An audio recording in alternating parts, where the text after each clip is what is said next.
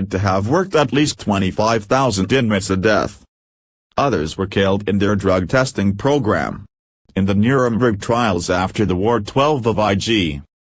Farben/Germany's top executives were sentenced to minor terms of imprisonment for slavery and mistreatment offenses, whilst many others were acquitted. None of the Americans who also sat on the same board as the convicted were ever tried as a war criminal. On the supervising board of IG Farben was Max Warburg, and on the board of American IG Farben were U.S. and German bankers, friends of Roosevelt and members of Nazi intelligence.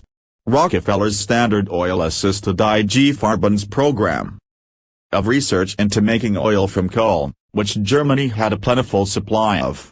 IG Farben were Hitler's major financial backers, along with U.S. money channeled through the German subsidiaries of General Electric Company, JEC, International Telephone and Telegraph, ITT, and Ford.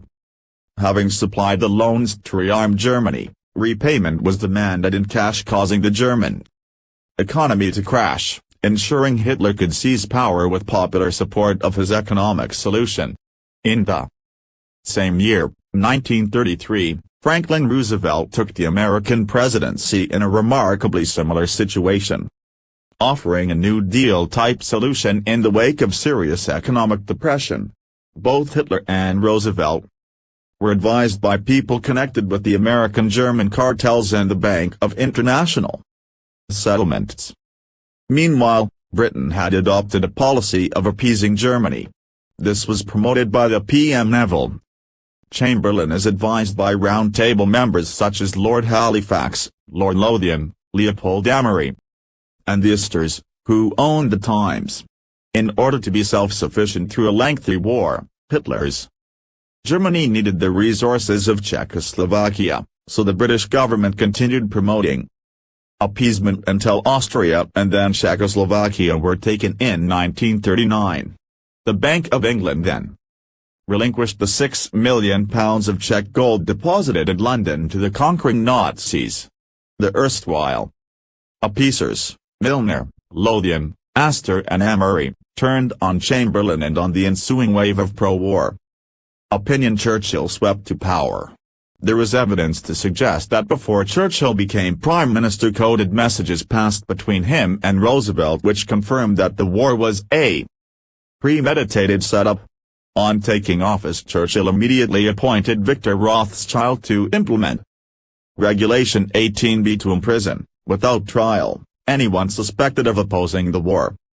Thus, the protagonists were in place: Roosevelt, otherwise known as the Knight of Pythias, a 33rd degree Mason and member of the ancient Terrorby corridor of nobles of the Mystic Shrine; Churchill, a Freemason, who had several meetings with the esoteric guru Aleister Crowley; and Hitler, who, with Himmler, Göring, and Hess, were steeped in the esoteric traditions of groups such as the Thule Society, the Vril Society and the Edelweiss Society, all of which preached anti-Semitism and a master race.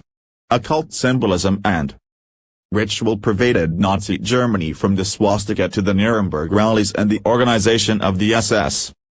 World War II was fought to the game plan laid down by the elite. Despite Roosevelt's assurances to the contrary, American entry into the war was a foregone conclusion and was engineered by the Council on Foreign Relations, who advised that the U.S. adopt an anti-Japanese stance in the China-Japanese War, including a trade embargo and refusal of entry into the Panama Canal. Roosevelt knew Pearl Harbor was to be bombed from 8 independent intelligence sources. Unfortunately, the cream of the U.S. Navy was not in the harbor on the day of the bombing. The invasion of Britain by Germany was not part of the plan. So, despite having the ideal opportunity after Dunkirk, Hitler did not cross the Channel. However, the elite script required the creation of an apparent East-West divide, so as the Allies swept victoriously into Germany, they allowed the Soviet Union to extend to and divide Berlin. During the war, the American-German cartels made fantastic amounts of money. Their German factories were left amazingly unscathed amidst the bomb devastation, and after the war the same people were appointed by Roosevelt to supervise the fate of German industry. These decided that German industry could only continue if the German people accepted full responsibility for Nazism, thus diverting public scrutiny away from the truth. At the farcical Nuremberg trials only insignificant German directors of the cartels were tried and few found guilty. Elsewhere at the trials defendants were barbarically tortured and, due to a change made by a professor at the Carnegie Endowment for International Peace in April 1944, following orders was not an admissible defense. The major Nazi leaders were probably smuggled out of Germany to South America, and the scientists responsible for their advanced rocket and mind control technology were resituated in prestigious posts in major colleges, universities and NASA in the U.S. This relocation and infiltration spanned 40 years and was known as Operation Paperclip. These scientists are still in positions of influence and are involved in covert high-tech mind control experiments for the Central Intelligence Agency, CIA, and Defense Intelligence Agency, DIA, which are under National Security Agency, NSA. Known as Operation MKUltra, See Who We Are, Mind Manipulation. The outcome of this was just as planned by the elite, with the public crying out for any means to prevent future wars. Many of the solutions offered by politicians have been moves towards global government and the centralization of power. The United Nations. This was created to solve future disputes by words, not war, but was in fact one of the main reasons that the Second World War was fashioned. The UN had been created by the Council on Foreign Relations as early as 1941. 4 years before its official foundation by representatives of more than 50 countries. The U.S. delegation to the founding meeting in San Francisco, June 1945, included 74 members of the CFR. The majority of people working for the UN are genuinely seeking to bring peace to the world.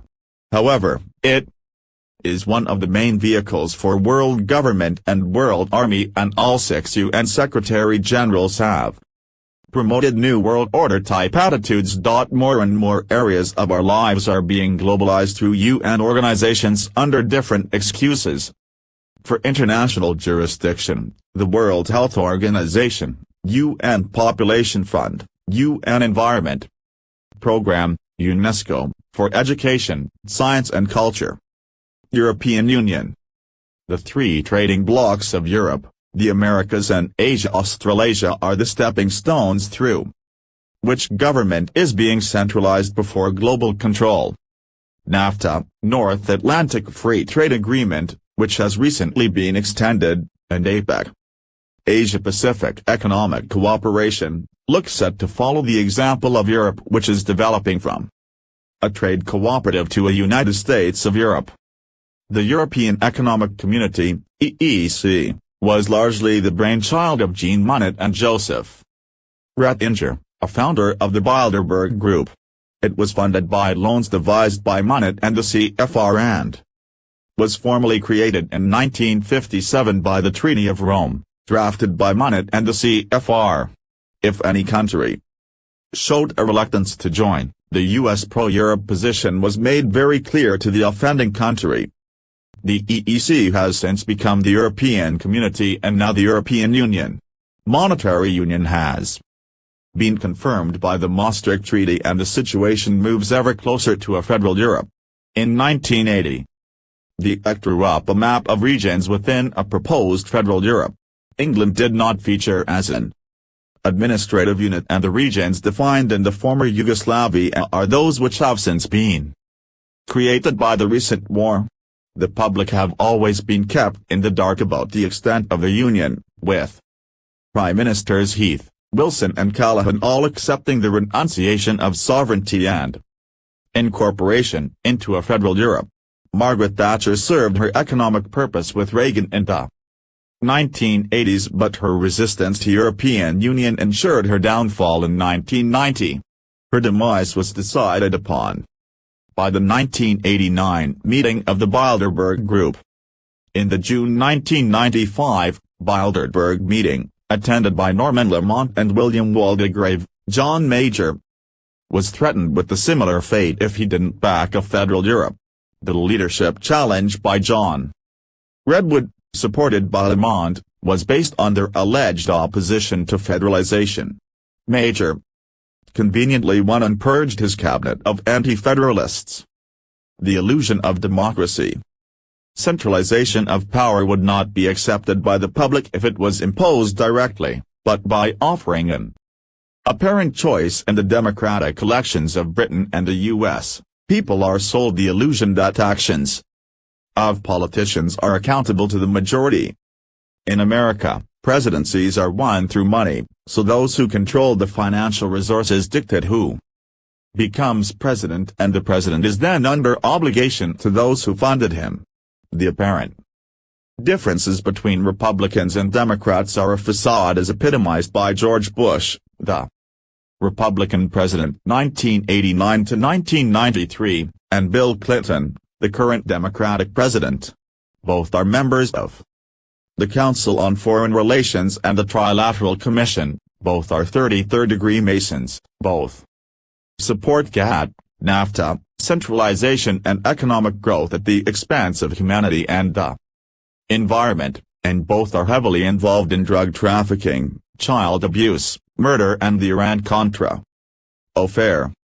In the British democracy, a person's allegiance to a political party is largely dictated by income and image. The majority of constituencies are safe seats because due to the affluence, or otherwise, of an area the people automatically vote Conservative or Labour, respectively. Any candidate who toes the elite line can be easily installed in Parliament through these seats, and subsequently MPs are instructed how to vote by their party. Those who attempt to be individuals and not support their party on certain issues face sanctions, whereas those who are willing to do as they are told advance rapidly. MPs are bribed to ask questions on behalf of certain companies. They often have external directorships and consultancies, and on leaving government they often move into top commercial posts. For example, Lord Wackham, who was instrumental in the privatization of the electrical industry, became a director of N.M. Rothschild, who had made a fortune from the privatization. Other directors of N.M. Rothschild include Norman Lamont, former Chancellor, Lord Armstrong, one of Thatcher's cabinet secretaries during privatization, Clive Whitmore, Home Office Permanent Secretary, and Frank Cooper, Ministry of Defense Permanent Secretary. As early as 1940, Harold Wilson was preaching a centralized federal Europe and outlined a plan of infiltration of the Labour and Conservative parties to form a centre party of moderates which could brand any genuine opposition as extremists. The plan also included the destruction of the British manufacturing industries. Between 1964 and 1975, Wilson, Labour, was Prime Minister, except when he was replaced in 1970-74 by his Bilderberg colleague Edward Heath, Conservative. The two of them ran down British industry, limited MI5 investigational powers and moved towards European Union. Wilson was aided by Lord Victor Rothschild as the head of his Central Policy Review staff, and his Chancellor Denis Healey. Bilderberger, T.C., Ria. Today, all political parties agree on the major issues. Major, Blair and Ashdown are all in favor of European Union, a single currency and bank, Maastricht, GATT and Western consumerism. The Gulf War, the supposed ET menace. Part 5. The World Army. A world army is to be achieved through the manipulation of conflicts leading to extra military powers for the United Nations peacekeeping forces. Meanwhile, NATO is expanding to absorb more countries of the Eastern Bloc and operate outside its designated areas. Eventually these will fuse to form a world army to enforce the New World Order. The Gulf War was a major step along the path.